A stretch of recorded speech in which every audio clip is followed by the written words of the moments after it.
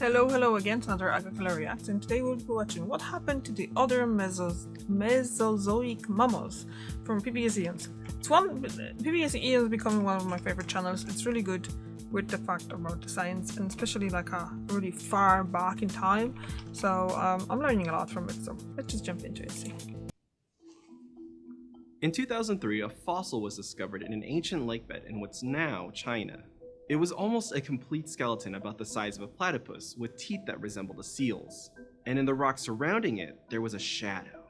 That shadow was the preserved impression of skin and other soft tissue, including a furry pelt, webbed feet, and a paddle-shaped tail. It looked like a typical aquatic mammal, the kind you might see near a river or lake today. But this creature lived in the Jurassic period, 164 million years ago, and it wasn't technically a mammal. It was a mammaliaform, part of the group that includes mammals and our ancient relatives. And for a long time, scientists had thought of the mammaliaforms that lived during the Mesozoic era as small shrew-like insectivore generalists scurrying in the shadows of the dinosaurs. But this discovery complicated the history of mammaliaforms. It painted a picture of their explosive diversification, their mysterious disappearance, and how our own ancestors might have survived thanks to a leg up from some leafy allies. Now, we know that placental mammals like us humans belong to a group called Eutheria, while marsupials like kangaroos and koalas belong to a group called Metatheria. Eutherians and Metatherians share a more recent common ancestor than other mammal groups, so together we're referred to as therians. And monotremes, like the platypus and echidna, are our next closest living relatives. Together, therians, monotremes, and all the animals back to our most recent common ancestor form what's called the crown mammal group. The mammaliaforms are basically one more step removed from there. It's the group that includes crown mammals and their most recent common ancestor, plus all the mammal-like animals that are more closely related to mammals than they are to anything else. The common ancestor of the mammaliaforms would have looked something like Morganucodon, a small insect-eating generalist that scurried through the undergrowth of the late Triassic around 200 million years ago. And the descendants of mammaliaforms like Morganucodon would eventually give rise to our mammal ancestors, which were also small insectivores. For a long time, it was thought that all Mesozoic mammaliaforms were built like this because of the imposing ecological presence of the dinosaurs. Many thought it wasn't until the Cretaceous-Paleogene extinction that space was freed up for the mammals to adapt to new niches. But mammaliaforms were rare in the fossil record, and paleontologists were lucky to find more than a few teeth or parts of a jaw. So this hypothesis wasn't exactly based on a ton of material. Occasionally, more substantial fossils were uncovered, but even they were mostly tiny, like the genus from China known as Zhanghatherium. And while it's true that most mammaliaforms did fit this description, a site in northern China has recently flipped the script. There, layers of Jurassic lake sediment and volcanic ash deposits have preserved the fossils of a huge variety of organisms. And that's where a mysterious paddle-tailed mammaliaform was discovered. It belonged to an ancient group called the Docodonts, and was named Castorocata, from castor meaning beaver, and cauda meaning tail, after its, beaver-shaped tail.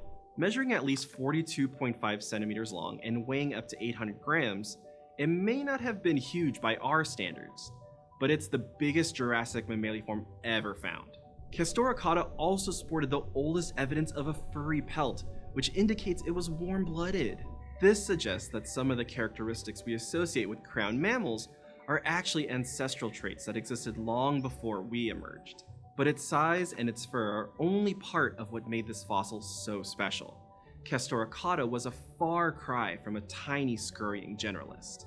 With its webbed feet, paddle tail, and teeth adapted for catching fish, the scientists who described it recognized it as a semi-aquatic specialist. And this pushed the emergence of the first aquatic mammaliaforms back by over 100 million years, which meant the mammaliaforms were developing specialized traits much earlier than we thought, despite the supposedly restrictive presence of the dinosaurs. And it soon became clear that Castorocata wasn't the only fuzzy innovator in this fossil deposit. Over the next few years, scientists began uncovering more evidence that they'd been kind of wrong about these ancient critters. Mammaliaforms had actually experienced a period of major ecological radiation. And not only that, this radiation revealed fast rates of evolutionary change that peaked in the mid-Jurassic. But why? What caused it? Well, when separate lineages start to radiate at the same time, it suggests that something is going on in the environment that benefits Yeah. multiple groups. During this time, Pangea was in the process of breaking up, which transformed ecosystems. And scientists soon realized that this breakup gave Dogodonts and other groups the chance to radiate into new niches and develop brand new adaptations. Like the tunneling Docophosaur with its sprawling limbs and paws like a mole's for shoveling earth. Or the squirrel-like sap-eating Agilodocodon with its curved claws and flexible elbow, wrist, and ankle joints for climbing. Members of another mammaliaform group, Heremaidia, were also getting in on the action. The fossilized imprint of skin membranes stretching between their limbs indicates that these animals could glide from tree to tree. In addition to the environmental change, this mammaliaform radiation might have also been a result of good timing. Because ever since the Triassic, mammaliaform groups had been gaining adaptations like fur, warm-bloodedness, lactation, and modifications to the jaw and inner ear, sometimes convergently.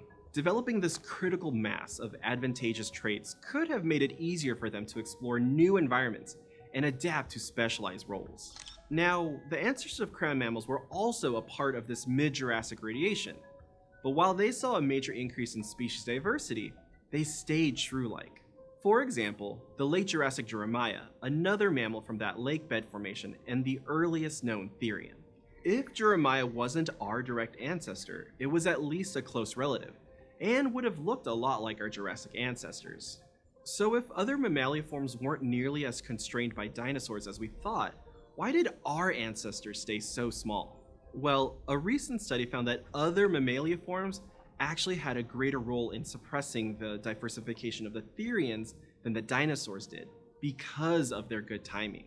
Those mammaliaforms had shown up on the scene earlier than the crown mammals and occupied the available specialist niches before Therians had a chance to compete. Now, that doesn't mean that the dinosaurs had no influence. As far as we know, they did prevent ancient mammaliaforms from ever getting bigger than a hefty house cat. But it goes both ways. The presence of mammaliaforms in these smaller-bodied roles would have also limited the ability of dinosaurs to exploit those same niches. And our ancestors were perfectly suited to the insectivore niche they occupied, which may have been their saving grace for the changes that were to come. After all, there's a reason that we're here now. So why did our ancestors survive while other mammaliaforms didn't? Trying to figure out how, when, and why most of the others disappeared is challenging. Obviously, that was Because millions and millions we of can't years ago. identify a line in the fossil record with diverse mammaliaform remains on one side and only Therians and monotremes on the other. Even with all the new discoveries, mammaliaform fossils are still relatively rare, and when they do turn up, it's usually only teeth. But those teeth allow us to identify which group these critters belong to and draw conclusions about their lifestyle, distribution, and diversity at different times. For example, from the mid to late Jurassic, about 175 to 145 million years ago, there are teeth belonging to all kinds of mammaliaforms in the fossil record. But around this time, many mammaliaforms were also starting to experience a decline. This decline was not marked by a destructive cataclysm, but instead by a gradual two-phase process. A study analyzing mammaliaform fossil distribution throughout the Mesozoic found that they first experienced a restriction in range.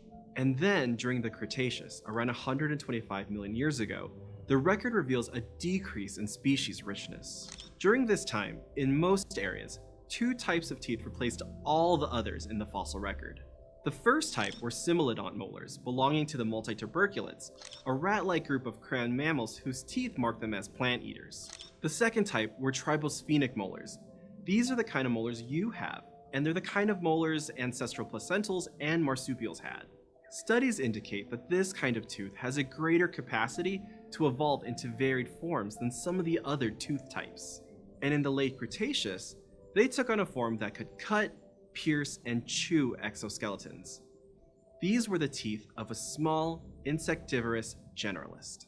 This change coincided with the Cretaceous Terrestrial Revolution, a time of ecological upheaval that lasted from 125 to 80 million years ago.